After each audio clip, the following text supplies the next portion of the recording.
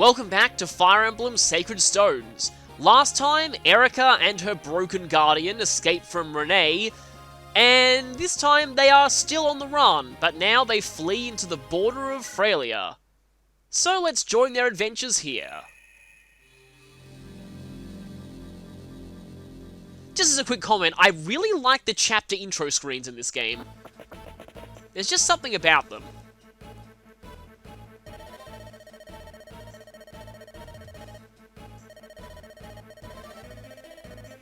Huh, blue-haired Princess Pegasus Knight. Where have we seen that before in the series?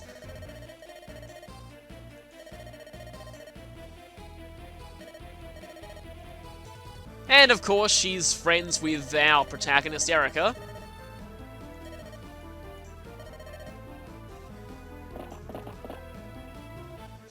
Oh, that poor NPC there.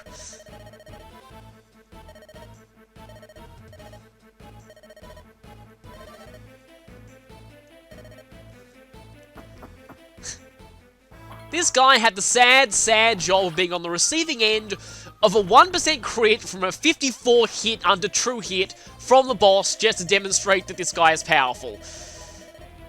Yeah, that guy heavily regretted his career choices in his last moments.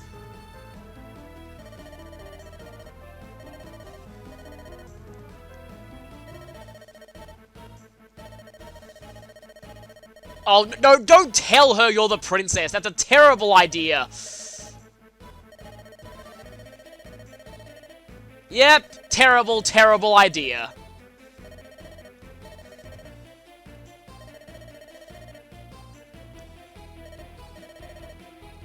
And, of course, yeah. Well, maybe if she didn't, they might have just killed her.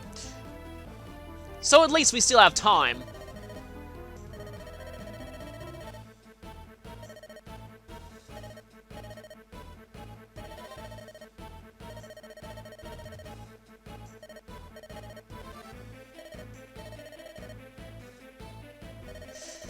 Sacred Stones 4, I believe this is E10 in America, does go into some pretty dark themes.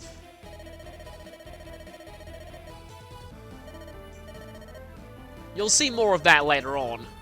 The kind of stuff they got away with in a game with this rating is pretty unbelievable sometimes. Now, in easy mode, you get a tutorial on visiting houses here. You can visit houses to talk to villagers for advice on the chapter. Here, let's see, I'd rather have Erica visit this house, because as you can see here, houses are actually a terrain bonus, they give 10 avoid. So being attacked on a house is better than, well, not being on a house. And Seth can take care of the other house as well. Let me just check. That guy might end up being an idiot and suiciding himself into Seth, but as you can see, these guys are nothing to worry about, really. Their stats are pretty terrible. When I first saw these guys' stats, I thought to myself, this is hard mode? Really? 0 defense. Seriously. But yeah, let's just visit the houses first.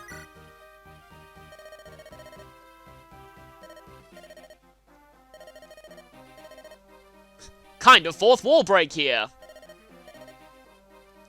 So, just saying that the terrain gate here gives some pretty big bonuses. 3 defense and 30 avoid. I think, actually, that's back to how it used to be. In the English version of FE7, they nerfed gates and thrones. Or did they only nerf thrones? They might have only nerfed thrones. But anyway, I know they nerfed at least one of them, but I think they're back in this game. So, the second house gives us another tip. This is teaching you about weaknesses of certain classes. We don't have access to armor slayers now, but we definitely have a rapier. But here's something that I also want to point out. Mounted units have a unique feature in the GBA games. They can use up the remainder of their movement if they complete any action other than attacking. So I can use up Seth's leftover movement here. This makes mounted units very powerful in these games. Double princesses. And even though it sounds like they're trying to capture her alive, she will still die if she gets reduced to 0 HP here.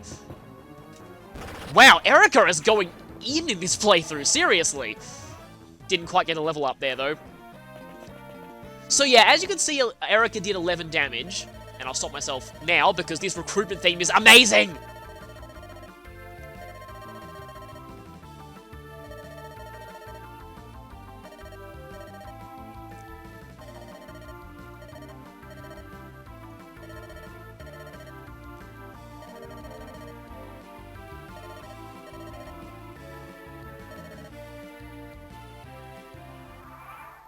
I love that recruitment theme so much. But yeah, Erica, due to the fact that she gained strength in the previous chapter, was strong enough to one-round these guys. If she didn't gain strength, she'll leave them on like 1 HP usually. I say usually because enemy stats are slightly randomized, I might talk about that later.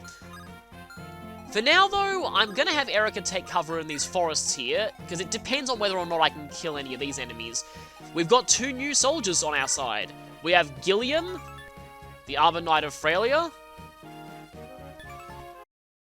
Just a quick thing that I need to clarify here about the stat sheets, because I forgot to do it last time and people did ask questions. The average 2020 stats that I have listed here are without including class caps, and also not including promotion bonuses. The reason for that is I wanted to basically show the raw averages, quote-unquote, of each character without applying any class modifiers, to give you an idea of which class is the best fit for those averages for each character. This means that you might see averages going over 30 here. That will be readjusted to 30 when we get to the class slides, don't worry. Oh, and all of these averages I've rounded to the nearest 10th, because I find they look a lot cleaner with only 1 decimal digit. And now we have the big Armored Knight Gilliam. I do really like Gilliam personally, but I do admit that he has a lot of problems earlier on.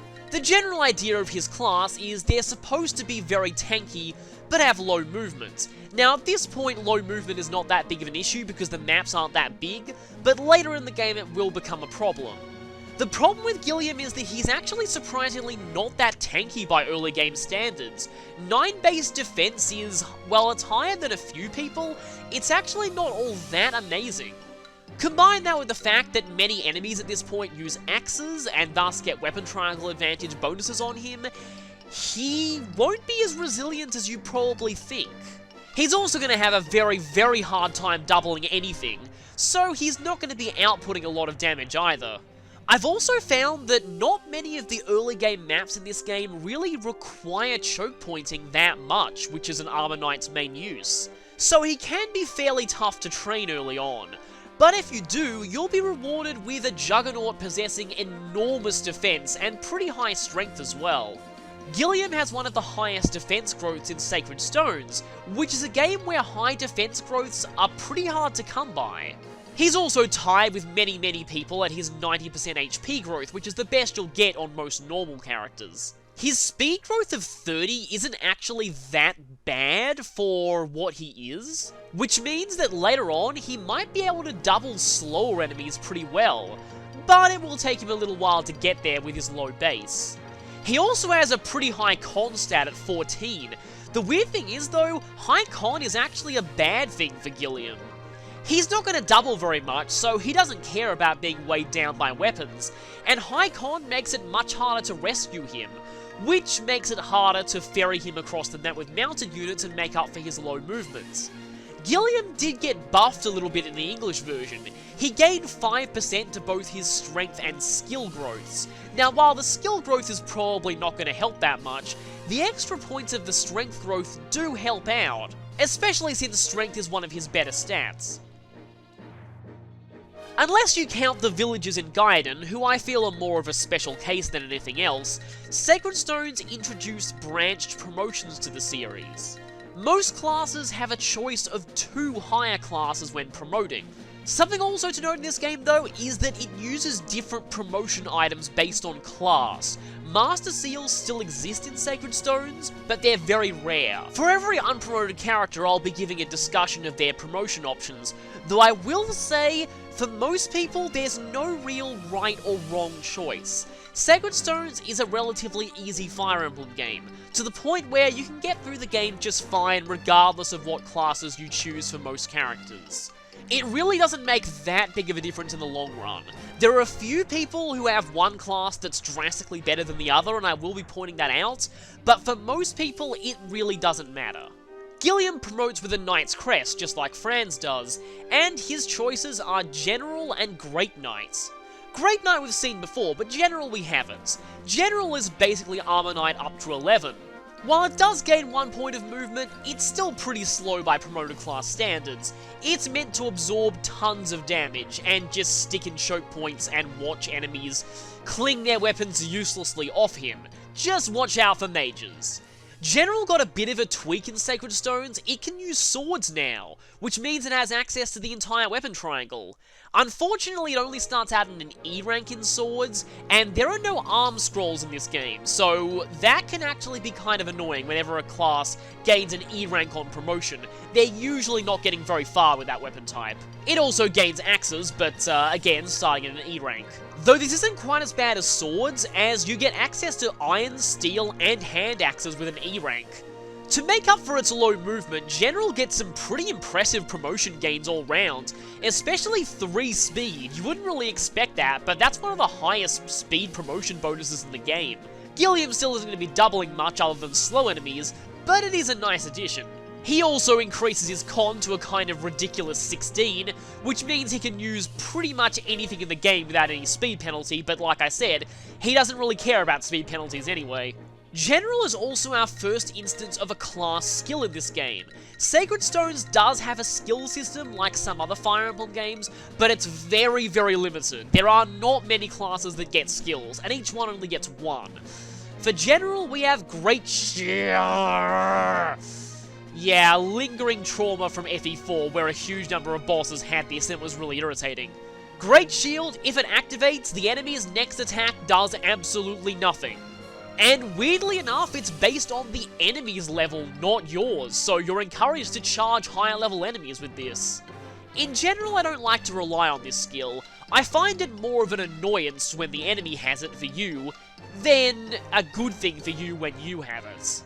The other class option, Great Knights, is interesting in the fact that I find it's the total opposite of Franz's Great Knight option. For Franz, Great Knight gives him better overall stats but worse movements. For Gilliam, Great Knight gives him worse overall stats but better movements.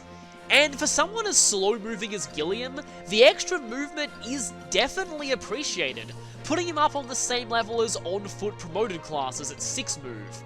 Of course, the same disadvantages apply here as they do with Franz, in that he becomes weak to an extra weapon type, in this case now being weak to anti-cavalry weapons. It gives him full weapon triangle access just like General, but the bonus of having a D in axes instead of E. While it will mean he'll lose out slightly in the defense and HP departments, unlike Franz, Gilliam is definitely capable of maxing these stats, so the caps do make a difference here.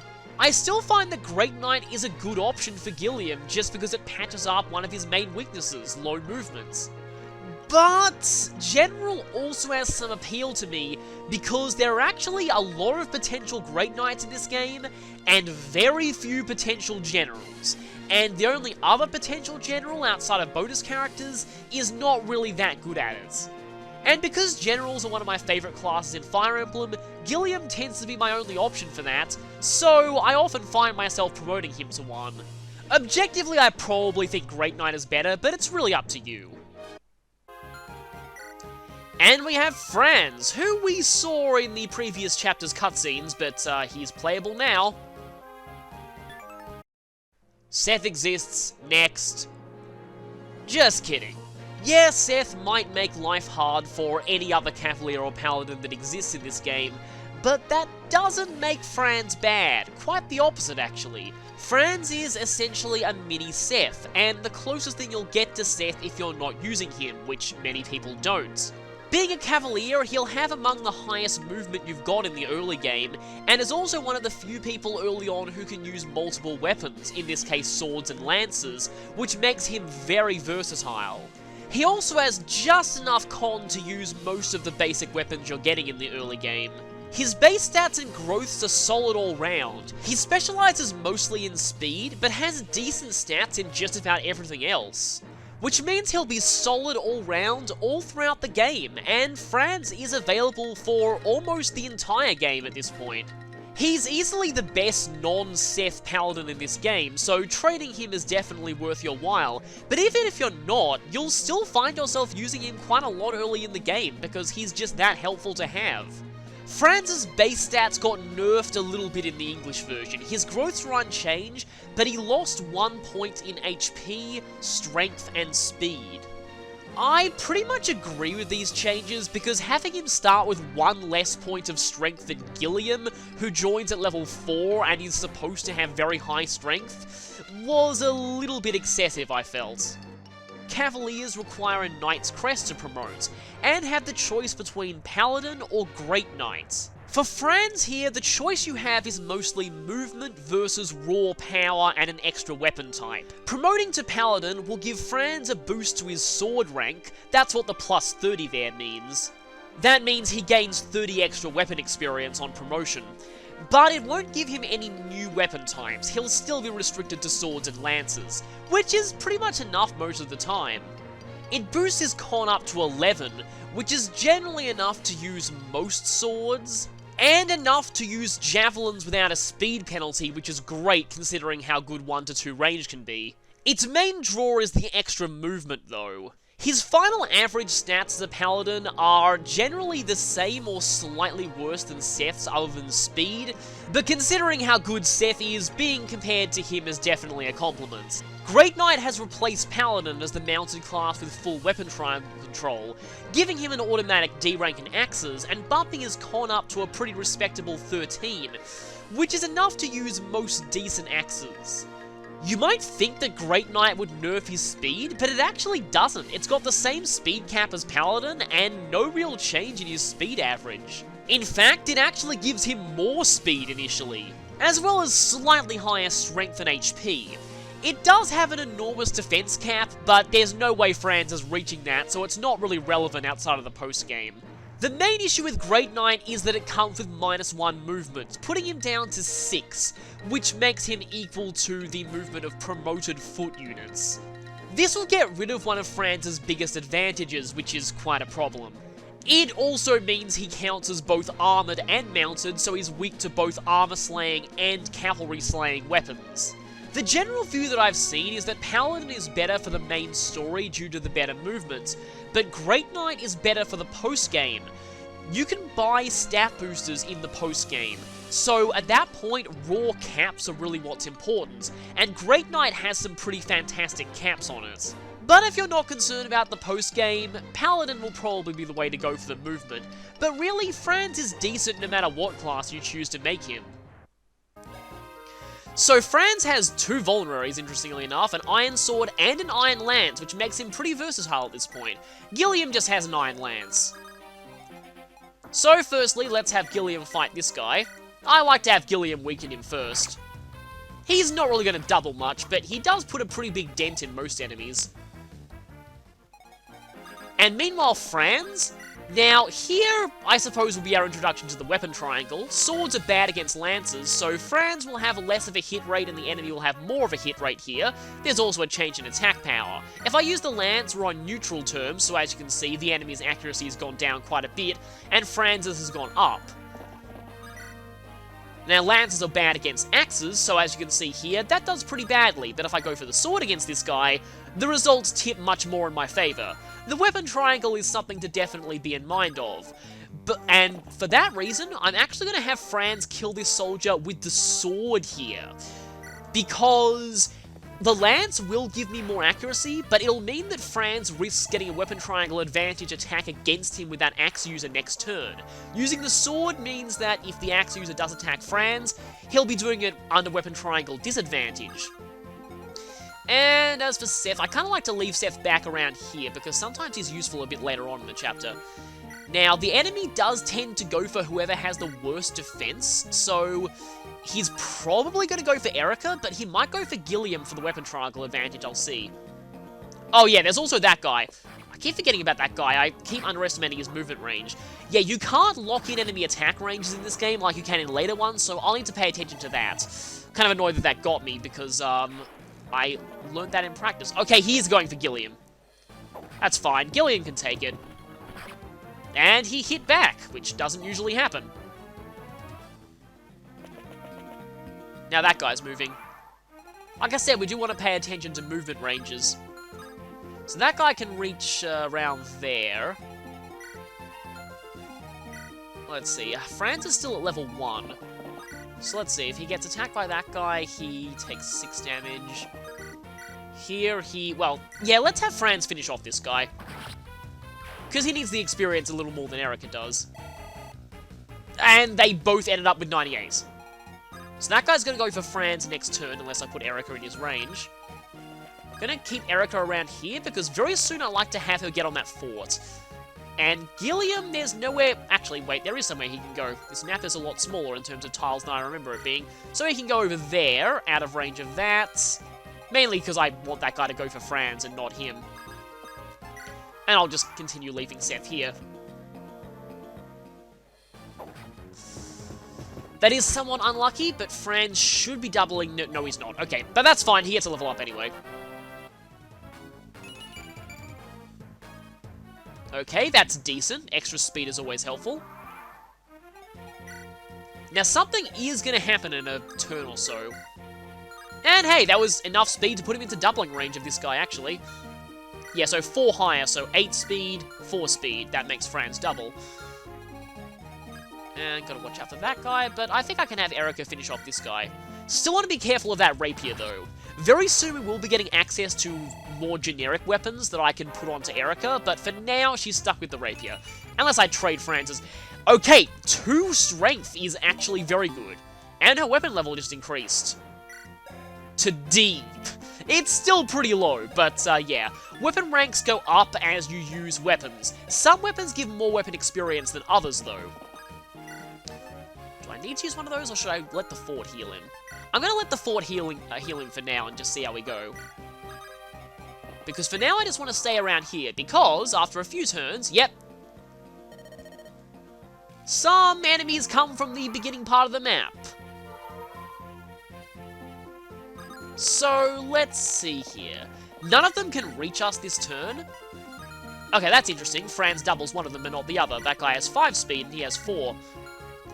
So, like I was saying before, enemy stats are slightly randomized. The way that works is that enemies have growth rates in the same way that you do. Okay, yeah, if I go over there, Franz will get attacked by 2 things at once, and I'm not so sure about that. Let me just see. 6 and 5. That won't kill him? Okay, yeah, I'm going to have him do this and just use a vulnerary. But anyway, so they have growth rates the same way you do, and enemies are basically automatically leveled up to whatever level they are. So this guy, well, he only gets 1 level up. On the higher difficulties, though, specifically I think only difficult mode, enemies get a couple of extra level ups on top of what they would normally get. But the weird thing is, in the English version, they actually nerfed it a bit. In the Japanese version, they got, I think enemies on difficult mode were 3 to 4 levels higher than they usually are. On the English version, it's like 1 to 2 or something like that, so it's kind of strange, but yeah, English hard mode is a lot easier than Japanese hard mode. Which was a general theme for the earlier Fire Emblem games. They made them all easier for the English releases. Okay, Franz doesn't quite finish off that guy.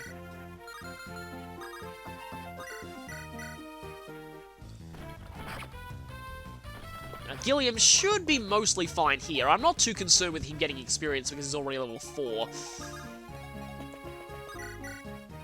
And Erica's perfectly positioned to finish that guy off. However, maybe I won't do that because I'm going to need Erica for the boss. Generally speaking, you need to use either Erica or Seth on this boss. I'll show why in a bit. I still don't like the fact that you just barely come short of killing him. If you gained 1 point of strength from that last level up, you probably would have. But I'll definitely take speed. And I'll just move Seth closer just so I can demonstrate something. Normally letting Erica get... Wow! What is this Erica? Seriously. In all my practice runs, she actually wasn't that good. Yeah, I had a feeling you'd go for Gilliam. Well, if he does hit, he gets the kill here, which I actually didn't want, but oh well. Yeah, normally you don't want Erica getting hit by lance users, but there was only one of them there, it's fine. Speaking of Erica not getting hit by lance users, there's this guy, the boss. I think that's like Bregut or something, I'm not really sure how you pronounce that, but he is a generic Grotto commander who has an iron lance.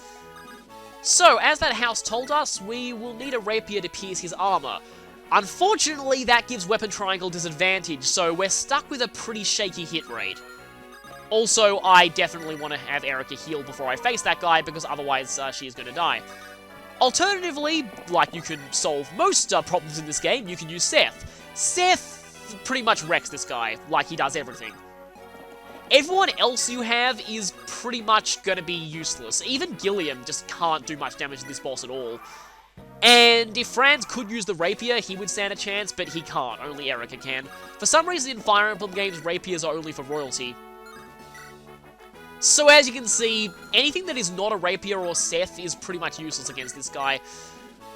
If you are using Erica, definitely let him make the first move. Otherwise, you will really regret it, as Erica cannot take 2 hits at all. I should probably put Seth next to her just to build supports. Yes, there are supports in this game, but you need to be adjacent to an ally in order to be gaining support points. Kind of a flowery way of saying I'm surrounded by idiots. Okay, that's good.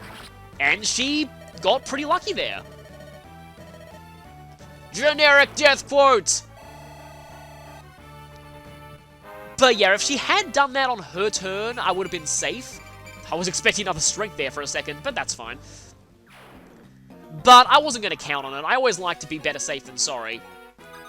If the boss was still alive this turn, and yeah, he attacked back next one, she would be dead.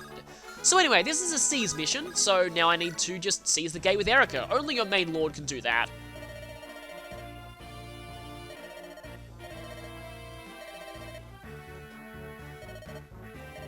And the friends are reunited.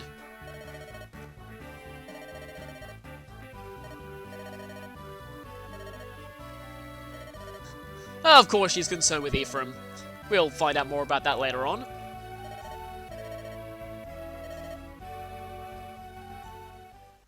We get a brief glimpse of the world map here, but we can't actually interact with it just yet.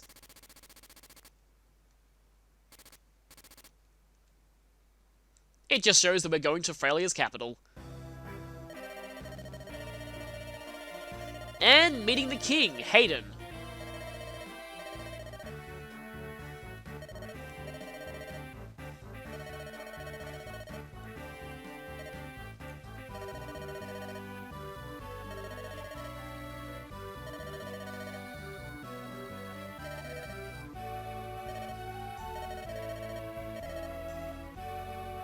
I think we can all tell what's coming here.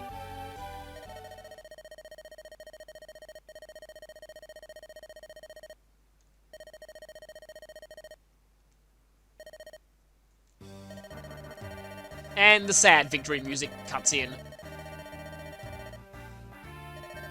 Well, it's good to know that we have allies.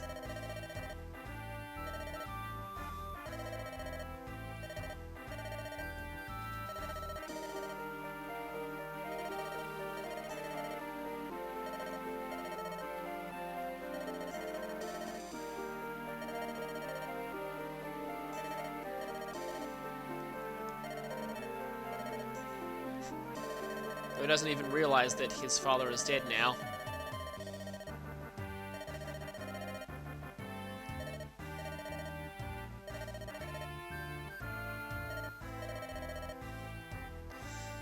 But if we don't help him, he'll probably be in danger too.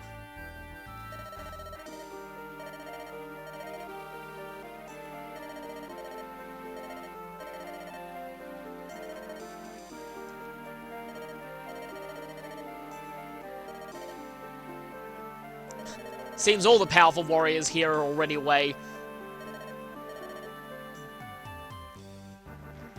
You know, we have Seth. I think we're fine.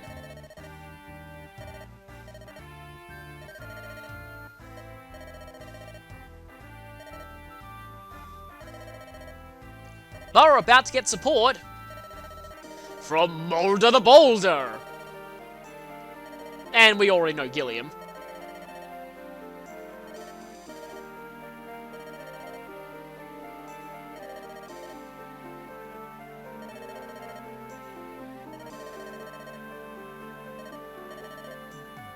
Oh, they definitely will. And this is basically our Merlinus of this game, although it's not even a named character. So what Hayden said there basically means the convoy is attached to your main lord. We'll see how that works in the next battle. Although it works the same way it does in a lot of Fire Emblem games, actually. And what a nice king. He gives us 5,000 gold to spend as well.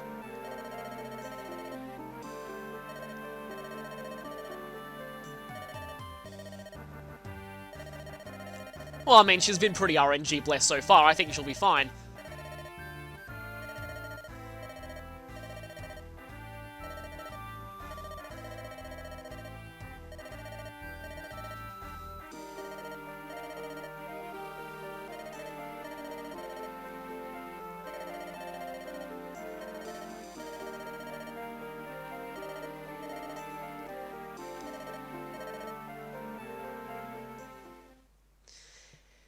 And so, Chapter 1 is over. Join us next time when we continue our quest and attempt to rescue Erica's brother. See you then.